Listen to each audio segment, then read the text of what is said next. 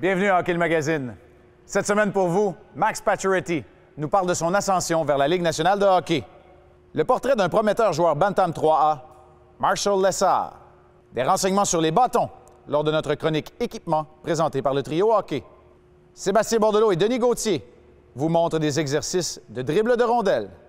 Mais tout d'abord, Raphaël Doucet a rencontré Patrick Boileau et Sébastien Bordelot, deux maîtres formateurs pour Hockey Québec et Hockey Canada, et nos deux collaborateurs à Hockey le Magazine.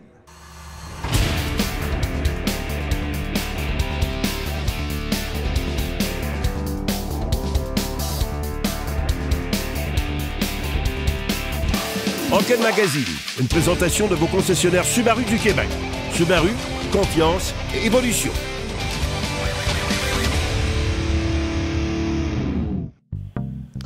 Patrick Boileau, Sébastien Bordelot, vous êtes tous les deux maîtres formateurs Hockey Canada et Hockey Québec.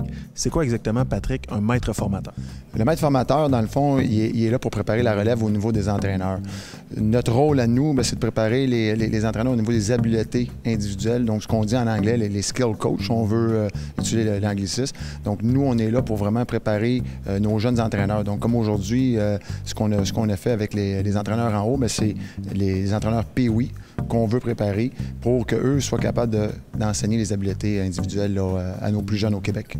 Sébastien, le programme des maîtres formateurs, c'est nouveau au Canada et au Québec, si je ne me trompe pas. Oui, c'est nouveau et puis ça a été mis en place pour pouvoir justement être capable de développer nos joueurs à un bas âge. On s'est rendu compte avec les années qu'on manquait peut-être un petit peu d'habileté individuelle quand on arrive, disons, moins de 20 équipes Canada, comparé à des équipes comme la Suède, la Finlande. Donc, c'est important de commencer à la base.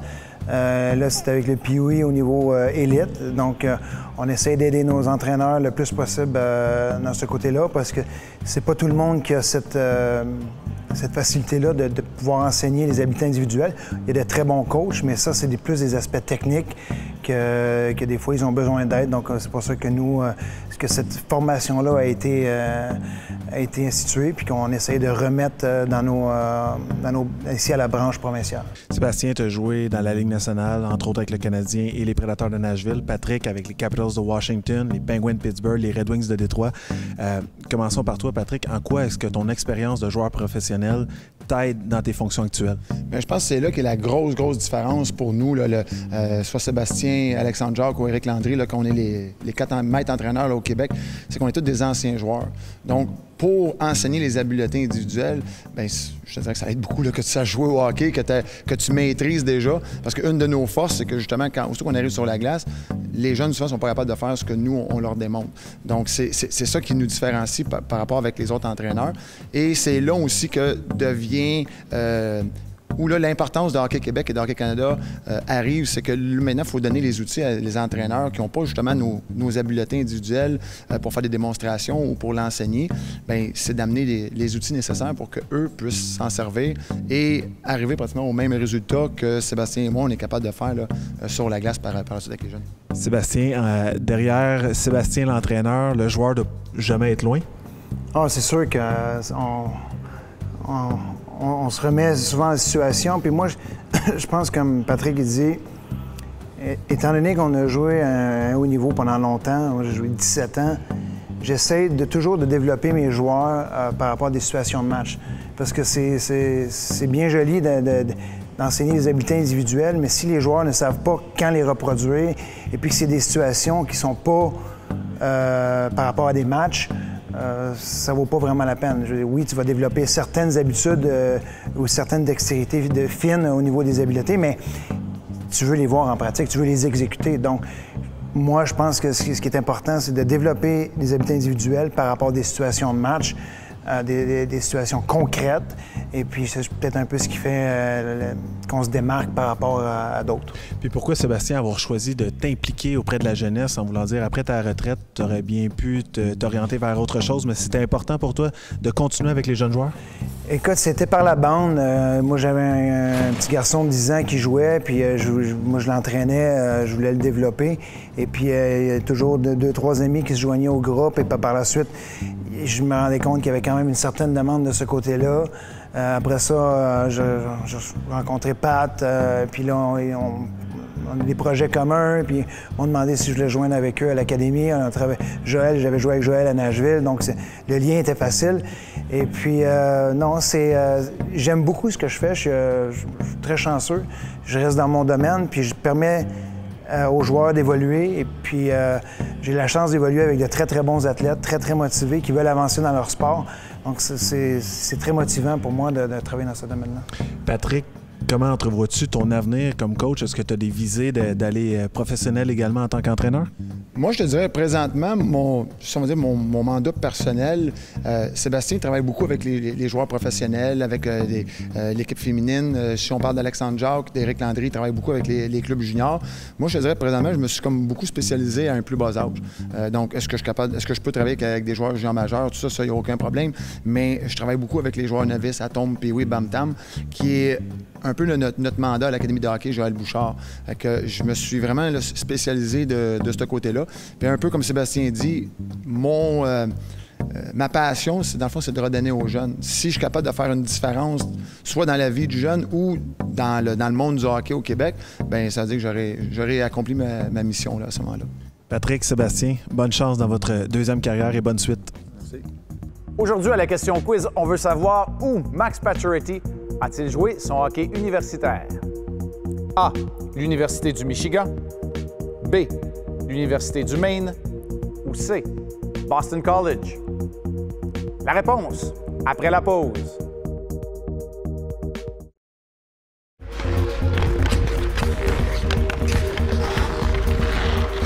La réponse A.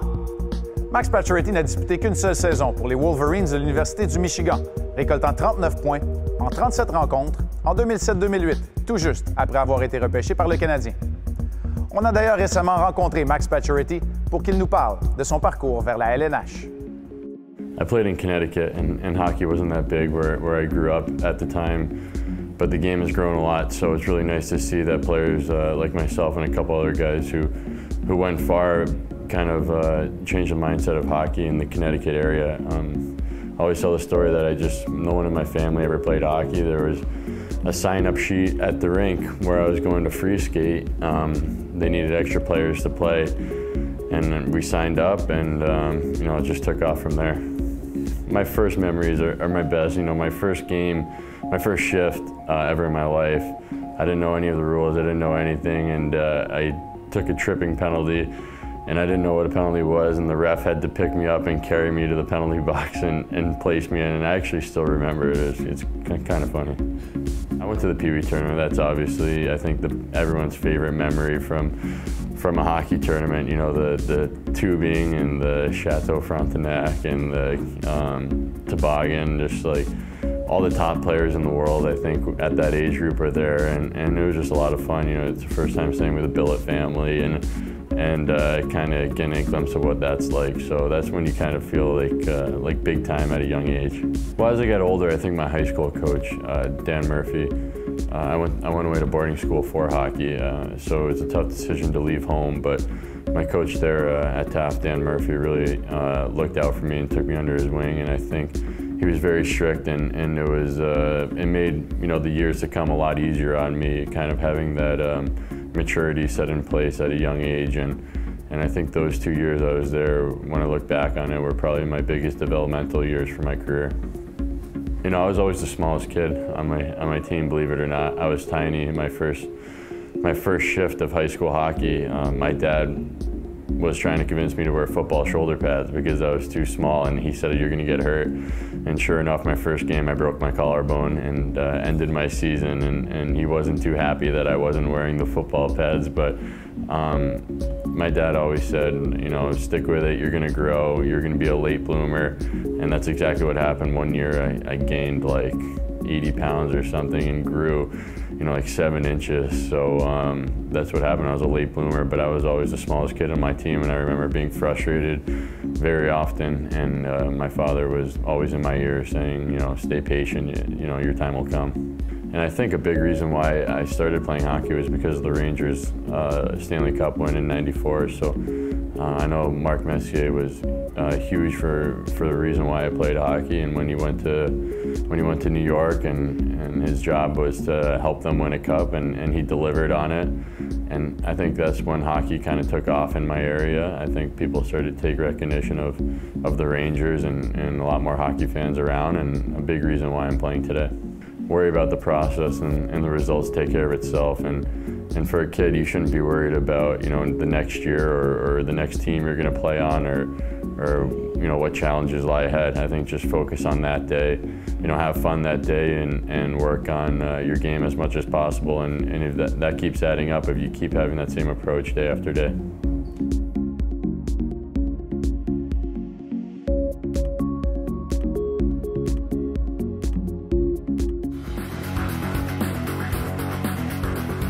Cette chronique équipement vous est présentée par le Trio Hockey, Sport Rousseau, Hockey Expert et l'Entrepôt du Hockey.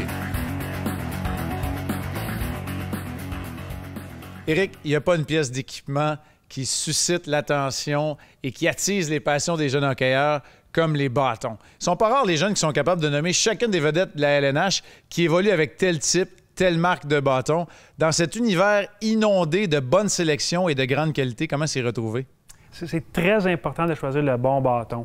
Déterminer la courbe que tu préfères, la rigidité, c'est des facteurs très importants à considérer lors de l'achat. C'est bien d'utiliser le bâton que ton idole utilise, mais il faut que tu t'assures d'avoir le bon bâton pour le type de joueur que tu es. Donc, tu es en train de me dire que c'est pas juste une question d'émotion, l'achat d'un bon bâton.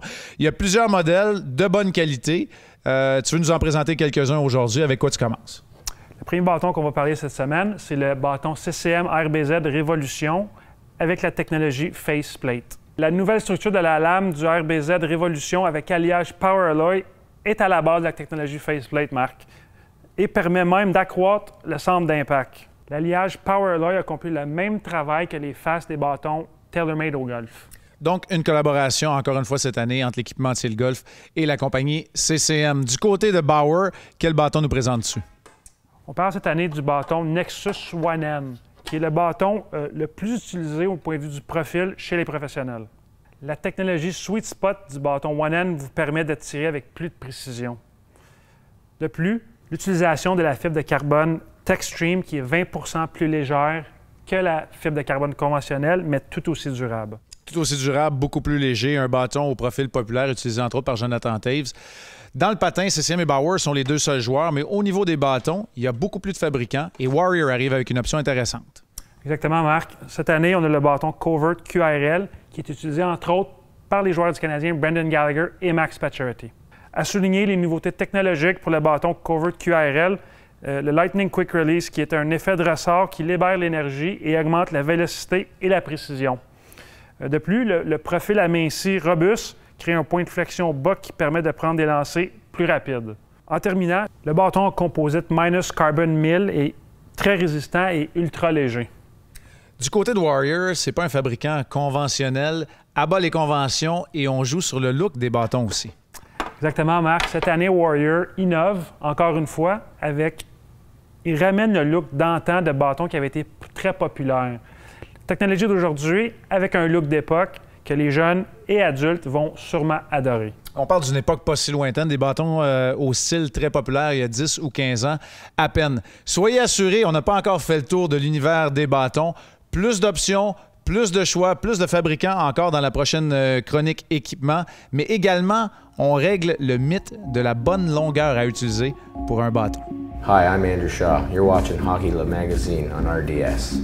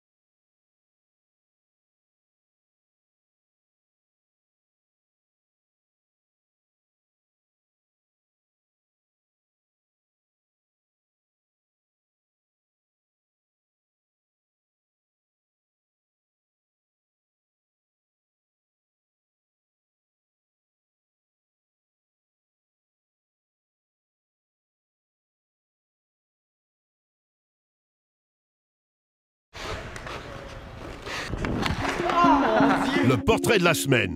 Une présentation de Hockey le magazine. En kiosque et sur votre application mobile maintenant. En compagnie de Marshall Lessard, attaquant des Harfans du Triolet Bantam 3A. Marshall, si tu me parlais de tes débuts au hockey, tu as commencé quand même assez jeune. Oui, j'ai commencé à l'âge de 3 ans, j'ai pris des cours de patin. Puis à l'âge de 4 ans, j'ai commencé à jouer au hockey dans la classe mag. Puis je pense que chez vous, le hockey, c'est quand même une histoire de famille. Oui, mon père a joué junior majeur à l'âge de 17 ans pour les Faucons de Sherbrooke. Puis là, tu as commencé jeune. Est-ce que tu as aimé ça tout de suite? Oui, j'ai aimé ça en partant. J'aimais ça faire du sport, fait que ça a cliqué. Là. Qu'est-ce qui t'a attiré et qu'est-ce que tu as aimé tout de suite dans le hockey? Le jeu de compétition, moi, je suis un gagnant, fait que finir premier, ça a toujours été dans mes valeurs pas mal. Là. Puis quelle autre valeur, justement, tu vas chercher à travers le hockey? C'est sûr le respect pour tes coéquipiers puis pour les adversaires, la ponctualité, parce que sinon tu patines. Marshall, c'est un joueur, je pense que le premier mot qu'il décrirait serait d'être un joueur compétitif. Beaucoup de rapidité, ce qui a marqué des buts, mais surtout sa compétitivité, sa combativité dans les coins, sa force numéro 1. C'est un leader, ça c'est indéniable. Silencieux, montre beaucoup l'exemple, puis un peu un général dans notre équipe. Je crois que la chose qu'il doit améliorer, c'est en début de saison, s'acclimater à son style de jeu, ce qui veut dire peut-être mettre plus de tirs au filet, travailler dans ses forces, que maintenant jouer avec 2 très bons joueurs. Peut-être qu'il est un peu hésitant, mais je crois que ça va se rétablir dans les prochains mois. Tu es en sport-études au Triolet. À quel point c'est difficile de concilier les études et le hockey? On a un programme fait pour ça aussi. Fait que faut être organisé puis faire nos devoirs la fin de semaine ou les soirs. Puis justement, ça va bien, les études et le hockey ensemble? Oui, ça marche très bien. L'année passée, j'ai gagné l'élève athlète provincial, tout sport confondu. Est-ce que tu es un fan de hockey de la Ligue nationale? Est-ce que tu regardes ça souvent? Oui, j'écoute pas mal ça. As-tu une équipe préférée? Oui, les Kings de Los Angeles. Les Kings, pourquoi? Parce que mon joueur préféré, Anze Kopitar, il en fait partie. Là. Puis qu'est-ce que tu aimes justement dans Kopitar? Je trouve que c'est un joueur complet dans tous les sens de la patinoire, puis il m'inspire pas mal. T'es quel genre de joueur dans un vestiaire? Je suis pas le gars qui parle le plus, mais sur la glace, je vais montrer l'exemple, puis je vais être tout le temps à 100 %. Comme suite de carrière, je crois que Marshall peut faire un bon bout de chemin. Il y a des forces, des dominantes, comme sa vitesse, sa combativité, mais aussi qui est là dans les moments importants. Le hockey, ça se joue sur la glace, mais également, est-ce que tu t'es fait beaucoup d'amis à travers le hockey? Oui, c'est sûr. Des bons coéquipiers, on se fait toujours beaucoup d'amis. À quel point est-ce que justement d'avoir de bons amis dans l'équipe, ça aide à avoir du succès sur la glace? Bien, tu as une meilleure chimie, puis tu te connais plus, fait que tu te trouves plus sur la glace. Hein. Marshall, merci beaucoup pour ton temps et puis bonne fin de saison. Merci. Faites comme moi. Regardez Hockey le magazine tous les samedis à RDS.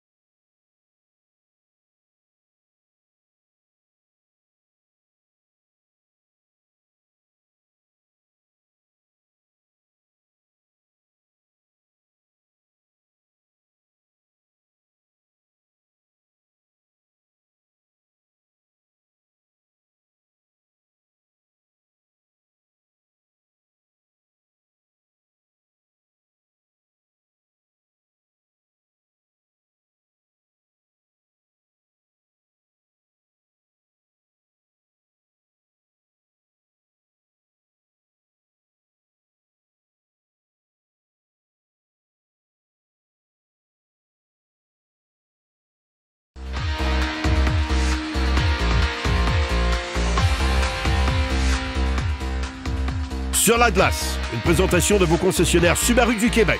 Subaru, confiance et évolution. Cette année, on a un nouveau collaborateur avec nous à notre chronique, Sébastien Bordelot, qui est entraîneur d'habileté individuelle pour Hockey Québec et Hockey Canada. Sébastien, aujourd'hui, tu viens avec nous, tu veux nous parler de l'importance de contrôler la rondelle et d'avoir des variétés dans le maniement de rondelle.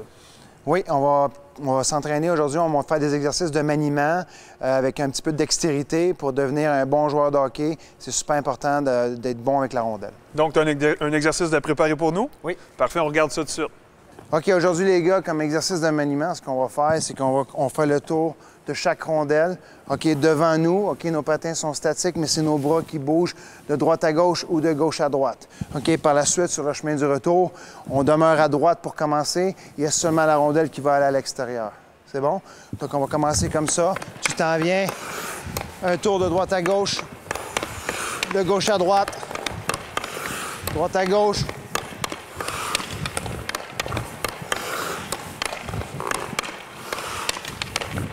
Par la suite, on passe le cône. On demeure à droite ici et on fait une feinte de gauche. Et on revient par la suite. Essaye de ne pas bouger les patins.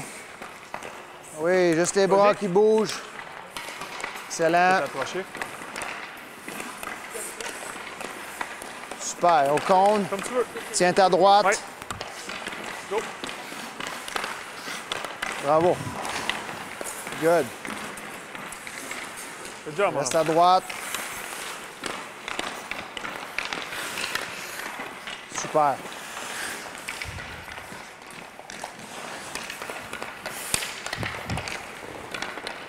Fais un tour complet, fais un tour complet.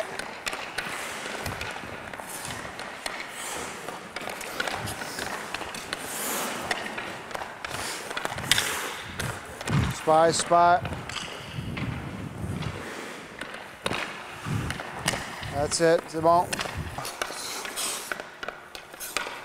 OK, stop. Arrête-toi 2 secondes. OK, tu vois, quand tu arrives à ta rondelle, là, essaye de ne pas trop dribbler avant. Tu t'installes, tes patins ne bougent pas et tu essaies de rester le plus proche possible de ta rondelle. OK, tu fais un tour à droite, un tour à gauche. Regarde, mes patins ne bougent pas, c'est juste mes bras qui bougent. OK? Mais quand j'arrive pour la rondelle suivante, j'essaie de ne pas trop dribbler. Je fais juste orienter ma palette vers la rondelle laquelle je veux faire le tour. Tu comprends? Lâche pas, c'est ça. Le plus proche possible de la rondelle. Oui.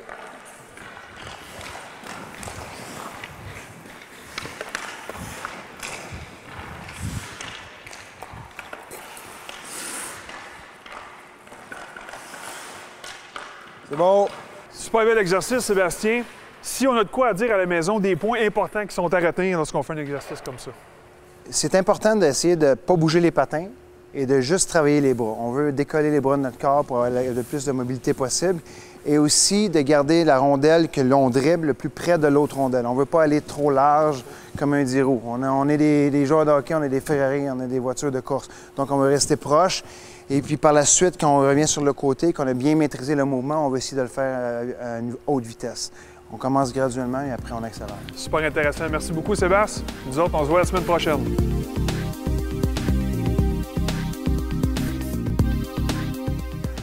Bien, pour moi, un coach, c'est comme un peu un père de famille. Donc, j'ai moi-même une petite fille. Donc, c'est un peu de s'occuper, de prendre soin, d'apprendre, d'enseigner, de montrer par l'exemple. Bien, c'est sûr que ça t'amène une discipline personnelle, ça t'amène à être organisé, ça t'amène à travailler, chercher tout le temps des solutions, penser beaucoup. Fait que de ce côté-là, dans la vie de tous les jours, tu deviens plus organisé, tu deviens plus discipliné. Bien, c'est beaucoup au niveau de qu'est-ce qui est discipline autant que rigueur. Là, on s'entend que tu gères 17 jeunes, 17 caractères différents. Fait que ça t'amène à être plus patient, à être des fois plus compréhensif là, dans la vie de tous les jours. Dans mon quotidien, moi, j'étais capitaine de la Ville de Montréal comme pompier. Puis suite à ça, ça faisait partie un petit peu de mes tâches de gérer des personnes à la caserne. Donc, ça m'a influencé à continuer là-dedans et à donner un coup de main aux enfants aussi là-dedans, là, en tant que leader, là, comme j'étais à la caserne de pompiers. Ça m'influence beaucoup que je suis enseignant, je suis éducateur physique, donc ça me permet d'acquérir de l'expérience dans mon métier, Donc, comparé avec les clientèles, je suis enseignant primaire, donc les clientèles qui s'en viennent, les changements, donc la progression chez les jeunes. Voilà, c'est ce qui complète notre émission. La semaine prochaine, une entrevue avec le recruteur québécois des Prédateurs de Nashville, Jean-Philippe Glaude. Le portrait d'un joueur Bantam 3A, Patrick Gay. Encore plus de renseignements sur la gamme de bâtons disponibles lors de la chronique équipement présentée par le trio hockey. Des conseils pour améliorer votre jeu de passe grâce à Daniel Jacob et notre rencontre avec le défenseur Nathan Beaulieu. Merci, à la semaine prochaine. Hockey le Magazine vous a été présenté par vos concessionnaires Subaru du Québec. Subaru, confiance et évolution.